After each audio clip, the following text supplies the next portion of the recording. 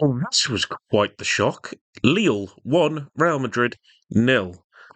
And to think that Real Madrid were going to be upset by a team, you wouldn't have had it down as Lille, who are on a bit of a poor run of form in the French league, outside of the top four where they've been for the last few years. Obviously, a new manager coming into this season. And Madrid have maybe paid the price for sort of poor performances in games leading up to this. And I know the Real Madrid have the reputation of generally just being poor performers, but getting the win and getting the result anyway. That's kind of the Ancelotti way at points, if you ask the average fan on the street. But this season, with the arrival of Mbappe, with the departure of Toni Kroos, it feels like they're being forced into a style that I get the impression they're not comfortable playing, which is forced more into transitional with the likes of Vinicius Jr., with Rodrigo, with Mbappe, obviously, and with Bellingham that can burst forward, but with a real lack of quality to control it in the middle, which is why I feel like you see a lot of aimless long balls from the back up to the forward players, and they lack that control in midfield for me to really take control of these games like a big team should. And teams like Lille can sit in their shape, and Lille weren't. A part of the bus team by any stretch of the imagination in this game, but they restricted space, they remain compact, and it just feels like there's such a lack of quality for Real Madrid to be able to break those teams down now.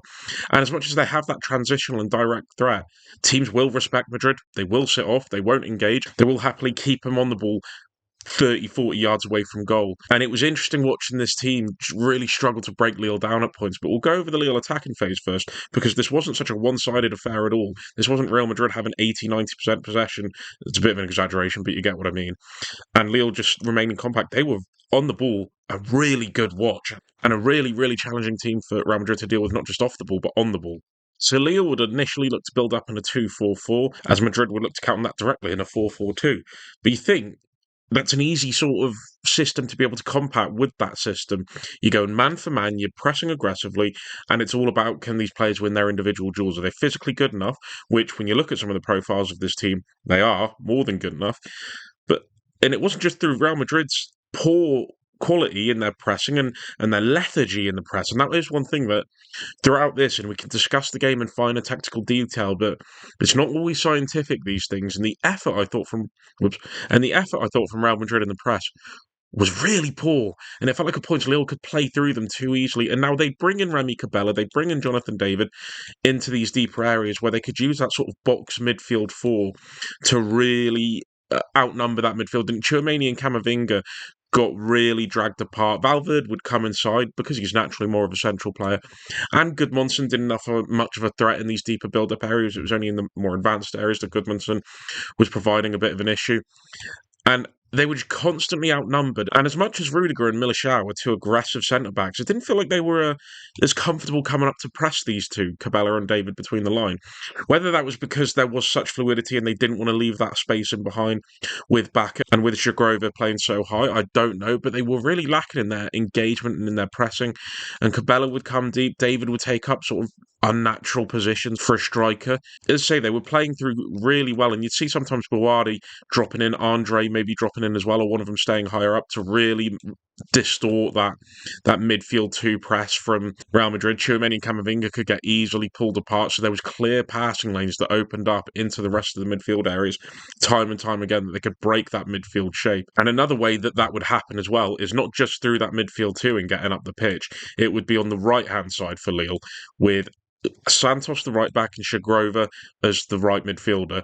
So let's just say if David was pulled in a little bit more narrow, Shagrova could move inside into these areas where Mendy would have to follow him inside. Santos would then move up and attack the right wing position, and you get Bellingham trying to drop in and trying to track his run up points. But in transitional opportunities, he was a bit nowhere to be found, because Bellingham in the attacking state, he'd find himself in all manner of positions centrally, but he would do his best to try and combat that and follow Santos in here.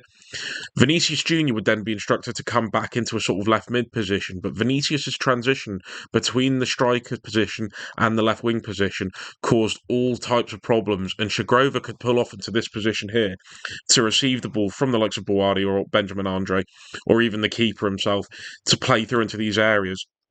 And this would cause the overlapping run from Santos that he could then attack. And then you'd start seeing the combination play between that midfield four with Jagrova in these central areas to really push Real Madrid back and exploit the openness that they played with. And that gap between their midfield four and their defensive four was there for Lille to exploit all game. And they did just that. And Jagrova and Santos, the link up they provided on that right hand side was fantastic. They really disrupted that entire Madrid defensive line and the midfield area. And needless to say, Lille won the midfield battle completely, and especially when, as I'll do now, push them into the more attacking stage. Now, Lille were very attacking, and it was very brave to play the way they did. And you have to give them a lot of credit. And to be fair, the risk and reward aspect was great because if this goes wrong, and it could have, they would have been ripped apart. And look, on another day when Mbappe and Rodrigo are starting, that defense and the shape that they turn into gets exploited badly. But bravery, it gets you somewhere sometimes. And from this position, you'd see Benjamin, Andre, and Boadi as the deeper players, but one would move into the forward line, and it would be so rotational which one did it. You'd sometimes get Remy Cabella coming up as well to, again, provide that overload and the rotation between the three. You know, you'd get Boadi moving in between the lines, you'd get him and Andre between the lines, you'd get Remy Cabella receiving it from the centre-backs, and it was top drawn. Andre did a really good job of shuffling over to the side that needed him the most. He was given a bit of a free role in that because he's such a competent player technically that once he gets on the ball in these areas, he can really make attacks progress through his technical quality and his passing ability. Again, can find him on the left-hand side, maybe Boadi moving over to the right. And I will say, I've never seen this guy before. I've never even heard of him before this game. But Boadi, welcome to European football, son. What a performance from the 17-year-old in this game. Technically, his press resistance, his ability to dribble through tight spaces, his composure as well when riding challenges. Sometimes you'd get Camavinga coming up to him, you get Vinicius trying to back press onto him, and he'd just dribble through, use his press resistance to move through these aggressive situations almost so easily at points. That's how it appeared. And the technical quality with his passing to then make use of it once he got into good positions. Jesus Christ, I was flabbergasted watching this guy play. He is a player I cannot wait to see develop. Comfortable taking the balls in all zones, in the deeper areas, in the forward areas. You'd sometimes even see him drop deep like you would Andre to get on the ball. And another way that they would try and overload that Real Madrid shape would be Gudmundsson driving with or without the ball from these deeper areas to get forward and exploit the space in between that Real Madrid defence and midfielders. They'd end up in a 3 at points with Bellingham getting pushed back into the left midfield position. Vinicius caught in between left wing. So again, that pass to Santos from the deeper areas was always open, or Jagrova, because him and Santos could rotate positionally as well. And some of the possession that they played with in those central areas at points, Lille, was fantastic. They opened Real Madrid up really well, provided an attack, and that right-hand side was what got them the free kick, which led them to the penalty, and Jonathan David confidently dispatched. Second half, they weren't attacking as frequently, but they were still getting some really good moments on transition.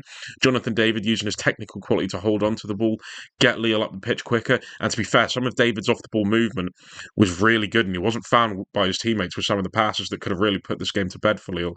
And Jonathan David, who, if I'm remembering this rightly, is on a free at the end of the season. There's got to be so many clubs sniffing around him. He's great coming deep to link up players, sort of a false nine. He's great with his movement in behind. He's a fantastic finisher. This is a player clubs need to be keeping an eye on. I know Juventus have been linked with him on a free. Oh my God, that would transform that entire system with Thiago Motta. But Lille had to keep a clean sheet as well, which is almost as impressive as getting the win. How did they do that? This was a different shape from Real Madrid, and I'm not sure if Ancelotti played the game against Atletico at the weekend and took some inspiration from it, I guess, because this was very similar to the way that Atletico Madrid played, except that with Atletico, they would only push one of the fullbacks forward, and that would be on the right-hand side. And the reason for that is because Griezmann's got such a free role that he comes and collects the ball kind of wherever he pleases, so you needed that balance of having a right-sided player. Whereas with this, there wasn't really that luxury player in this side. You could argue Bellingham, but Bellingham still had a defined role within this team. And Mendy and Carvajal would both push forward. You'd have 4 different lines of 2 apart from that, with Carvajal and Mendy being the only width suppliers. Valverde and Bellingham narrow, Vinicius and Endrick very narrow, and Tchouameni and Camavinga as well. And Lille would sit off. They wouldn't look to press the centre-backs. They'd look to close down the passing lanes into Camavinga and Tchouameni. Benjamin Andre and Boadi would take care of the sort of central players and keep the wingers in close to just make sure that there was a real lack of opening in that central area, because that was where Madrid were clearly looking to play through. And as well, Boadi and Andre were very good that if David and Cabella were looking to go and maybe half press the centre backs, they'd be ready in between Bellingham and in between Valverde to just back up into Tchouaméni or Camavinga if need be. Really responsible work from that central four, defensively really well disciplined. And Madrid would look to open Lille up in a couple ways, one of which would be Tchouaméni had a real good habit on this right-hand side of dropping into form a back three with Camavinga playing the sole pivot. And what they would then try and do with this was draw either Andre or Bakker out, and you'd get Bakker coming in from Carvajal, shadowing the run into him, which then maybe created a passing angle into Valverde, who could then get the ball, look to get on the turn and play, or maybe play Carvajal in, who could run off the back of Mitchell Bakker, and then look to hit Vinicius and Endrick directly. Another way was on this left-hand side, where on the right-hand side, Carvajal would be the wing-back supplying width. On the left-hand side, you get Vinicius Jr. pulling out into this left wing position. And this would then, in theory, create gaps between Santos and Diakite that Bellingham could make movements into from deep, or you'd get Ferland Mendy making underlapping runs from deep to attack the space in behind. This didn't work a lot because Ferland Mendy isn't a fantastic attacking player. He's a fantastic defensive fullback. Making these inverted runs in between Vinicius and Bellingham isn't his game. And some of the deliveries coming from these deeper areas would either be Tchouaméni on this right-hand side with that long diagonal, or just sort of straight diagonal passes from the defensive players to either Mendy or Bellingham. And sometimes their movements and their runs in behind that Lille back line and in between fullback and centre-back were a bit thoughtless. Like, they were doing it in situations where they were never going to receive the ball. It just felt like doing it for the sake of instruction. And it was never really much of a successful outlet to use that. The only thing that it maybe offered is if Santos could get drawn in narrow by this movement, that would create more space for Vinicius Jr.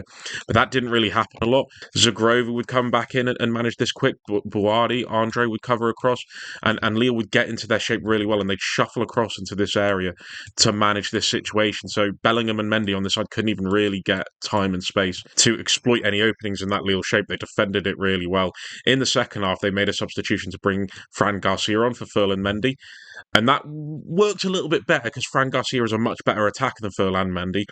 The issue is Fran Garcia cannot defend. He is an atrocious defender, and I know that sounds really harsh, but he's so bad.